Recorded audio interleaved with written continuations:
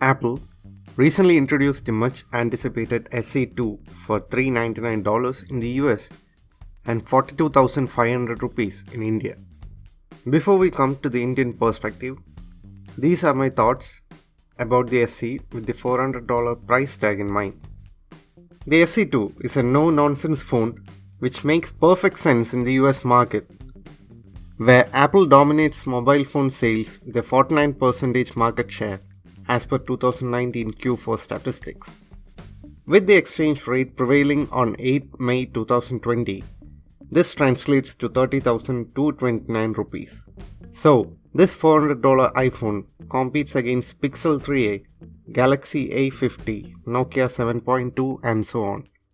Compared to these phones, the SE has the iOS ecosystem with iMessage and FaceTime, which is kind of a huge decision maker in the US. Again, along with this, a much better camera performance even though it sports the same sensor from the iPhone 8, a good software upgrade path, handy to use, sturdy build quality, good service network, and the powerful A13 Bionic chip.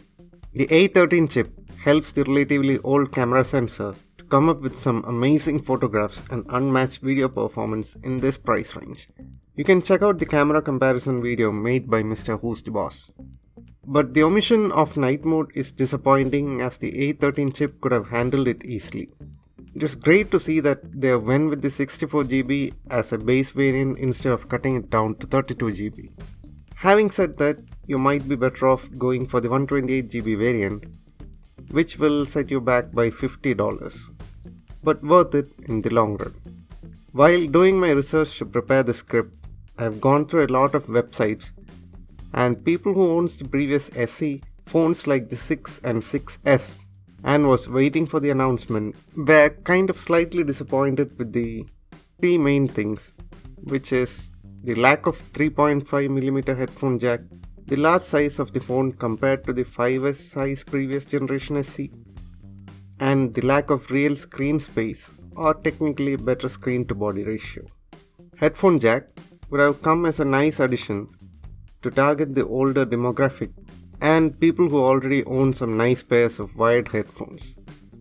Coming to the size, many were expecting the boxy style compact design as seen on the previous SE with a better screen to body ratio. The new SE is actually 5.45 inches in height, which is just shy of 0.20 inches the height of the iPhone X and iPhone 11, whereas the previous SE is 4.87 inches in height. I feel that Apple could have retained the form factor of the previous SE with a better screen to body ratio, include the headphone jack, and included the night mode in the camera. Having said this, I feel there is a big reason why Apple did not go with this other than the obvious cost-cutting measures. If you think from Apple's perspective, if they had delivered a stunning phone with all the bells and whistles that people were expecting, it will make the XR redundant. There is also a possibility that people would overlook other models, especially the older models released prior to 2018. Right now, the XR has a better screen to body ratio, Face ID, a slightly better camera sensor, and a better battery life, and it costs $200 more. There is also a minor chance that Apple might push a night mode software update for the XR. If Apple made the SE more pleasing and appealing, the XR would not have made sense anymore. Which is why I feel Apple might have stuck with the body and design of the iPhone 8, omitted the night mode, and kept the camera sensor of the iPhone 8. The other obvious reason being saving R&D costs. By the way, I feel that Apple must throw away that 5W chargers and include at least a 12W charger with their phones. Let me conclude this part of the video by saying that the latest iPhone SE is easy to recommend for $400, or to be exact $450, as 128GB is definitely more future-proof. It is a no-nonsense phone with all the necessary specifications and an impressive processor. Things take a tumble when it comes to the Indian perspective. Those who have been waiting for a cheaper iPhone with a stunning processor did not get what they have asked for. And it's all because of the pricing. The latest iPhone SE starts at 42,500 for the 64GB variant, and costs 47,800 for the 128GB variant. An extra rupees 5,300 which corresponds to $70. As mentioned in the beginning of the video, $400 in Indian rupees is 30,229 rupees. If they had positioned the base variant at rupees 28,000 and rupees 32,000 for the 128GB variant, it would have been a massive success in India. But let's analyze the products that Apple is selling in India. Apple India still sells the iPhone 6s, 7, 7 Plus, 8 and 8 Plus in India. The price of some models are not listed in Apple India website, but you can still buy them. And then there is the XR. Let us forget about all the other devices for a while as they are too costly among these models. It seems that Apple has played the premium identity tag associated with iPhones in India and still wants to sell all the models in India. If they had priced the new SE so competitively, they would end up not selling the phones from 6s to 8 Plus. Some might find the 7 Plus and the 8 Plus attractive with a larger screen and dual cameras, but the newly optimized software for the camera that comes with the powerful A13 chip would have made the choice easy.